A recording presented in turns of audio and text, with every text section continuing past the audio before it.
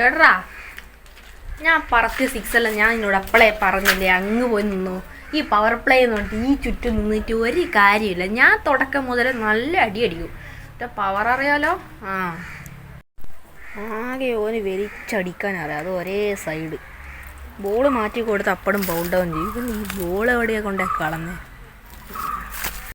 ഏതെങ്കിലും കാട്ടിലിട്ടോളൂ. സെക്കൻഡ് ഓവറിലെ ഫസ്റ്റ് ബോളേ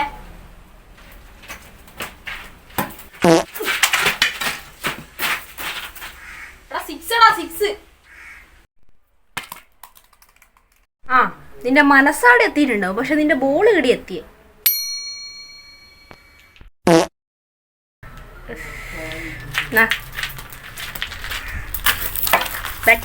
കാണിച്ചു തരാം.